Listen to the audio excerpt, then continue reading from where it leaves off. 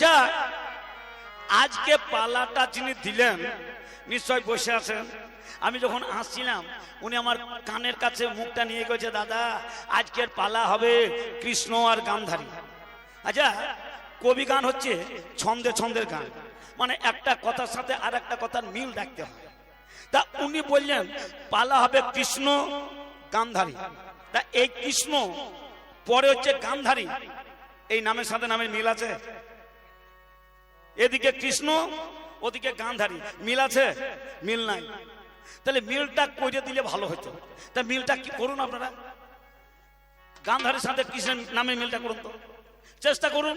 আমি একটু চেষ্টা করি, এই গান্ধারীর সাথে মিল করে নাম রাখতে হবে। গান্ধারীর সাথে মিল করুন। কৃষ্ণকে কি বলা হয়? হ্যালো, কৃষ্ণকে বলা হয় বংশীধারী। হ্যাঁ, কৃষ্ণকে বলা হয় বংশীধারী। তাহলে আমি কৃষ্ণ, আমি বংশীধারী, আর ওদিকে কে? ওটা বধের ধারী। তাহলে একদিকে বংশীধারী, অন্যদিকে বধের ধারী।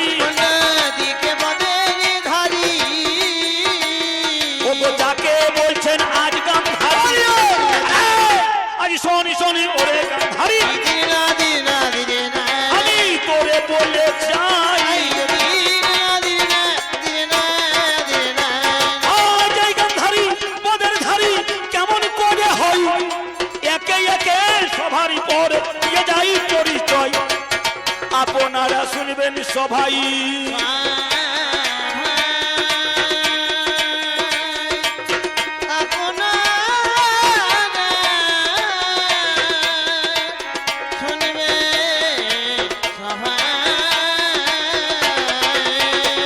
আমি জিজ্ঞাসা করেছিলাম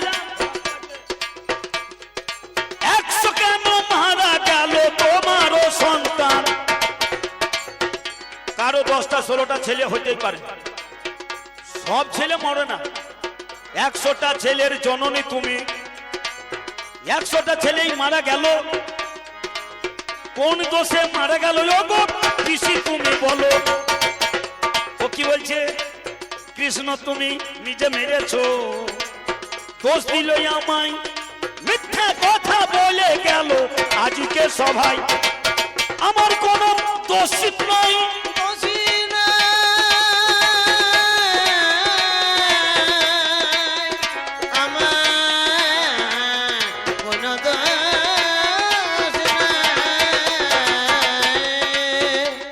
আমি জানাই গো সভাতে, প্রমাণ দিয়ে দেখাইব আপনাদের সাক্ষাতে, ওর 100টা ছেলে মরেছে নিজের দোষে। দেখো পিসি অঙ্ক কষে দেখাইব আপনাদের পাশে, আপনারা শুনবেন বসে, গান্ধারীকে ধরিবেন কষে, নয়ন জলে ভাষ্য পিসি তুমি নিজের দোষে। ওই যে গান্ধারীর 100টা ছেলে মরেছে, ওর 100টা ছেলেকে কে মেরেছে গো? গান্ধারী নিজেই মেরেছে, নিজেই মেরেছে, ও নিজেই মেরেছে, মেরেছে। আমি বলে জানাই দোষের কাছে, এই যে গান্ধারীর 100টা ছেলে মরেছে, কেউ মারেনি বাবা, গান্ধারী নিজেই মেরেছে। আপনারা জানেন গান্ধারী গর্ভবতী, গান্ধারী গর্ভবতী,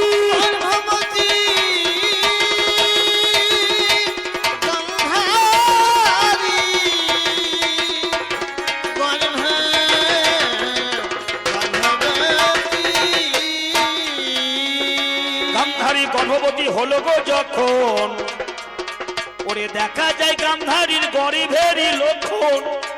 আমার মায়েরা বোনেরা গর্ভবতী হয়, ওরে মায়েরা নিজের প্রতি ছেলের প্রতি যত্ন নেয়। মা যখন গর্ভবতী হয় প্রত্যেক মা যত্ন করে গর্ভের সন্তানকে। সেই রকম গান্ধারী গর্ভবতী যখন হয়েছে, দিনের পরই দিন আমার গত হয়েছে, দিনের পরই দিন গিয়ে মাস পারে হলো, মাসে মাসে 10 মাসে 10 দিন পার হয়ে গেল, 10 মাসে 10 দিন যে পার হয়ে যায়, ওরে গান্ধারীর মনে তখন হিংসা জন্মে যায়। আগের দিনে ছিল রাজতন্ত্র। রাজতন্ত্রটা কেমন? রাজার প্রথম সন্তান রাজা হবে, এটাকে রাজতন্ত্র বলছে। একটা রাজা যদি 4টে ছেলে হয়, প্রথম সন্তান রাজা হবে, এটা রাজতন্ত্র। তাই গান্ধারীর যা হচ্ছে কুন্তী, কুন্তির কিন্তু সন্তান হয়ে গেল, কে? যুধিষ্ঠির। আর কুন্তী যখন সন্তান হয়ে গেল তখন গান্ধারীর মনে হিংসা হয়ে গেল যে আমার যা কুন্তির আগে ছেলে হইল, তাহলে ওর ছেলে বোধহয় রাজা হবে, ওর ছেলে বোধহয় রাজা হবে, ওর ছেলে হয়তো রাজা হবে, ওর ছেলে হয়তো রাজা হবে, ওরে আমার ছেলে কি প্রজা হবে। গান্ধারের মনে হিংসা হয়ে গেল, সর্বনাশ, আমার হইলো কি আর হবে কি? আমার যা কুন্তির আগে ছেলে হলো আর আমার হইলো না। গান্ধারের মনে হিংসা হয়ে গেল। আর হিংসা করে গান্ধারী কি করলো জানেন? একটা লোহার গদা নিয়ে পেটে আঘাত করলো। আমার পেটে নাই সন্তান, এরা এসেছে শয়তান। গান্ধারী লোহার গদা হাতে করে আঘাত করে পেটে, নিজের হাতে। গর্ভবতী মা গর্ভে সন্তান থাকাকালীন পেটে যদি লোহার গদা দিয়ে আঘাত করে কি হবে? অকাল প্রসব হবে গো, অকাল প্রসব হবে গো, তখন অকাল প্রসব হবে, অকাল প্রসব হবে গো।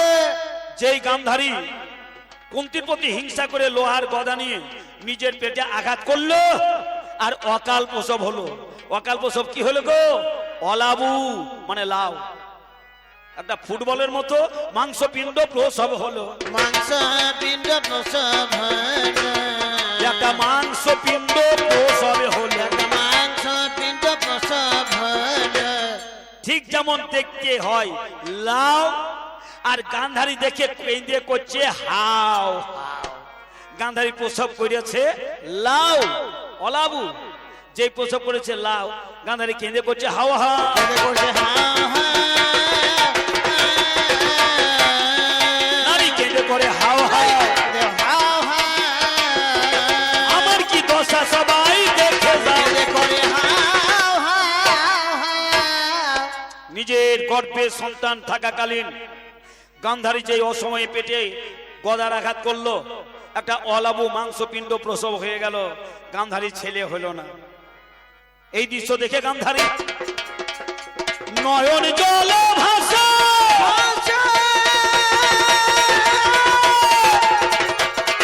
নয়ন জলে ভাসে,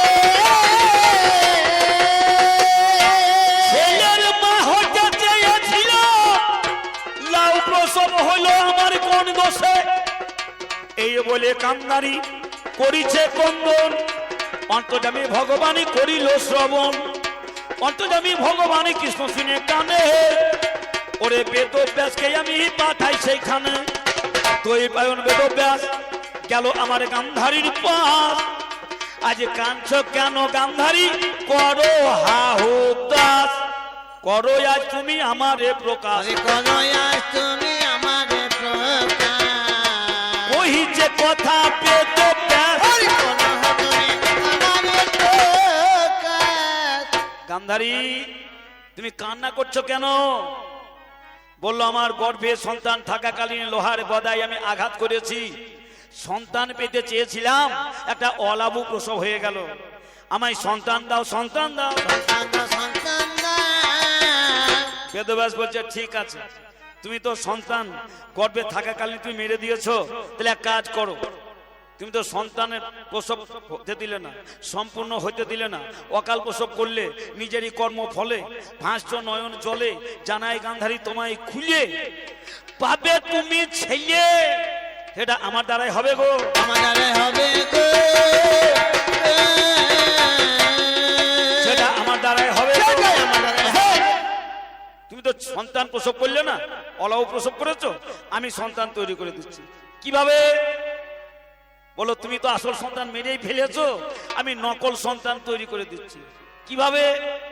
হাতে আমার এই দেখো অস্ত্র, আর ওই যে অলাবু মানে লাউয়ের মতো মাংসপিণ্ড, আমি করে দিচ্ছি খণ্ড খণ্ড। 100 খণ্ড করতে গিয়ে 101 খণ্ড হয়ে গেল। বেদব্যাস বললো গান্ধারী তোমার মনে আশা কি ছিল?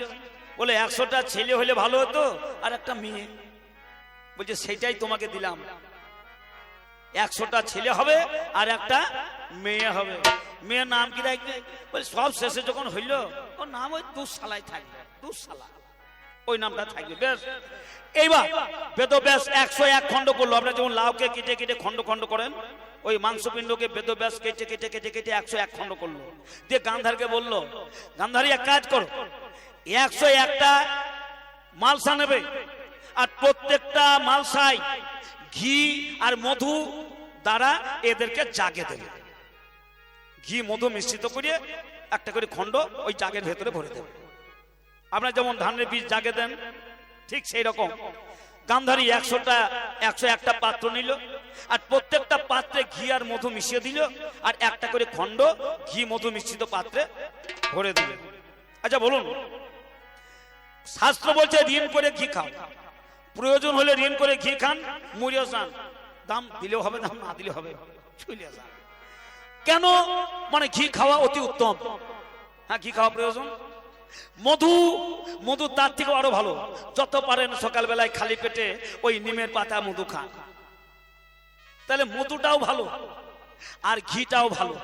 কিন্তু ঘি আর মধু যদি এক জায়গায় মিশিয়ে খাওয়া হয় কি হবে গো? ঘি আর মধু যদি এক জায়গায় মিশিয়ে কেউ খেয়েছেন, ডাক্তারের সাধ্য নাই তাকে আর বাঁচায়, মৃত্যু অবধারিত। কথাটা আমি বলতাম না মা, কিন্তু বলে ফেলেছি, কেউ যেন কার্যকারী করবেন না, খবরদার। কারণ ঘি আর মধু একা একা খান, ঘি আর মধু যদি এক জায়গায় মিশিয়ে দেওয়া হয় তাতে যে বিষ তৈরি হয়, এ বিষ যদি কেউ খায় সার্জনের সাধ্য নাই তাকে বাঁচায়। তাহলে বলুন, এই যে গান্ধারী সন্তানগুলোকে পুনরুৎপাদন করছে কিসের দ্বারাই? ঘি আর মধু এক জায়গায় মিশিয়ে দেওয়া হলো। তাহলে হলো কি বিষ, আর বিষের মধ্যে ওদের জন্ম হলো। বিষে বিষে জন্ম হলে কি হয় গো? বিষে বিষে বিষ ক্ষয় হয়ে যায় গো, হয়ে যাই গো। বিষে বিষ ক্ষয় হয়ে যায় গো, ভয় হয়ে যায়। বিষে বিষ ক্ষয়। তো ওই যে বিষ 100টা বিষ তৈরি হয়েছে, বিষে বিষে ঘর্ষণ লেগে ওরা ক্ষয় হয়ে গেল গো, ভয় হয়ে গেল গো। বিষ থেকে যাদের জন্ম হয়, ভয় হয়ে গেল গো গেল। বলুন, বিষ থেকে যদি কারো জন্ম হয় সে তো বিষই হবে, আর বিষে বিষে ক্ষয় হয়ে, কথাই বলে না হরে কৃষ্ণ হরে হরে, কে কাকে মারতে পারে, নিজের দোষে নিজে মরে। নিজে দোষে নিজে মরে। হরে কৃষ্ণ হরে হরে, কে কার মন্দ করে, নিজের মন্দ নিজে করে। দেখো বেশি বিচার করে জানাই আমি আজ তোমারে, আজ কবির আসরে।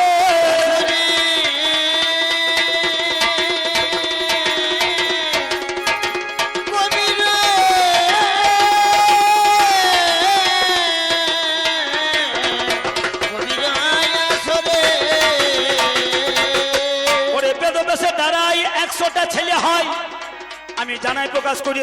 তাহলে বেদব্যাসের দ্বারাই 101টা সন্তানের জন্ম হয়, গান্ধারীর দ্বারাই ছেলের জন্ম হয়নি। তাহলে তোমার ছেলে ছেলে করে কাঁদছো কেন? তুমি তো ছেলের জন্ম দাওনি। তাই তো সেদিন এই গান্ধারী কি কর্ম করিল? ওরে ছেলের জন্ম দিতে গিয়ে আমার সর্বনাশ হলো। আস্তে, গান্ধারী সেদিন প্রতিজ্ঞা করলো, আমি যখন সন্তানের জন্ম দিতে পারলাম না, আমি যখন সন্তান প্রসব করতে পারলাম না, এই যে বেদব্যাস নকল সন্তান তৈরি করে দিয়েছে, আমি ওই ছেলেদের মুখ দেখবো না, দেখবো না, দেখবো না। গান্ধারী চোখের বস্ত্র বেঁধে নিয়েছে, কোন ছেলের মুখ গান্ধারী দেখেনি। গান্ধারী দেখেনি, গান্ধারী দেখেনি, গান্ধারী দেখেনি। ওরে নিজেই ভুল করেছো।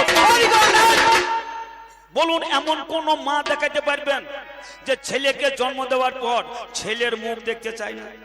এমন মা কেউ আছে? ছেলেকে জন্ম দিলেন, জন্ম দেওয়ার পর ছেলের মুখ দেখতে চাই না, এমন মা কেউ আছে? ছেলে যদি জন্মকালীন প্রসবকালীন মৃত্যু হয়ে যায়, মরা মুখেও মা হাজার চুম্বন দেয়। হ্যাঁ, তাহলে এমন কোন নারী আছে যে সন্তানের জন্ম দেওয়ার পর ছেলের মুখ বলছে আমি মৃত্যুর আগে পর্যন্ত দেখবো না? সেটা হচ্ছে একটাই নারী, তার নাম হচ্ছে গান্ধারী। বলুন, ছেলের জন্ম দিয়ে সেই মা যদি ছেলের মুখ না দেখে, শপথ করলো এই ছেলে পুত্র বেঁচে থাকবে যতদিন, ওদের মুখ দেখবো না ততদিন। তাই গান্ধারীর 100টা ছেলে বেঁচে ছিল ততদিন কোন ছেলে, হ্যালো হ্যালো, এর 100টা ছেলে বেঁচে ছিল যতদিন, কোন ছেলের মুখ গান্ধারী দেখেনি ততদিন। যে 100টা ছেলে মরে গিয়েছে, আজ কুরুক্ষেত্র মাঠে গভীর নিশীথে মরা ছেলের মুখ দেখতে এসেছে। আরে মরা ছেলের মুখ দেখতে এসেছে, আজ মরা ছেলের মুখ দেখতে এসেছে, আজ মরা ছেলের মুখ দেখতে এসেছে।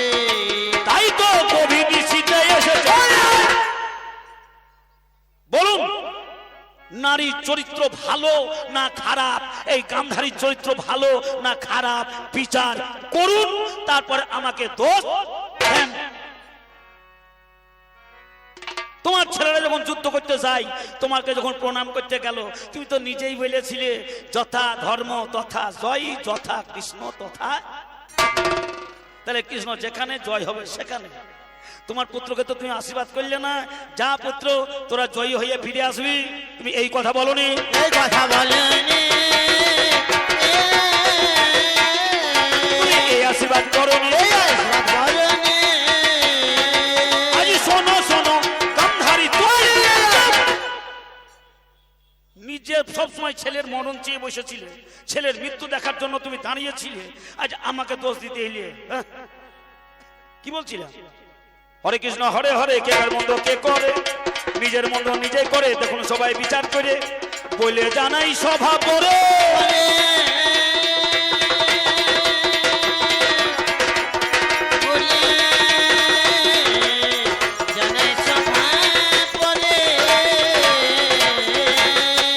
এদিকে তোমার দোষ, অপরদিকে তোমার স্বামী, যার নামে ধৃতরাষ্ট্র হলো। ওরে কতই আমার কর্ম খারাপ সেজন করিয়াছিল, ওরে পূর্বেরই জন্মের কথা আমি করি জোড়া গাথা, আপনারা শুনে যাবেন জ্ঞানী গুণী শ্রোতা। ওরে এই ধৃতরাষ্ট্র যাহার নাম, এর পূর্বের জন্মের কথা আপনারা শুনে যান। রাজার কুমার এই ধৃতরাষ্ট্র একদিন শিকারেতে গেল, শিকারে গেল, শিকারে, শিকারে, শিকারে গেল। একদিন ধৃতরাষ্ট্র পূর্বের জন্মে রাজকুমার রয়, কার্তিকের মতো চেহারা, পটলের মতো চোখ রয়। যেদিন আমার মেঘয়াতে গভীর জঙ্গলে গেল, ওরে বট গাছের উপরে পক্ষী বসেছিল, তাহার নিচের ছায়ায় রাজকুমারী রই। রই,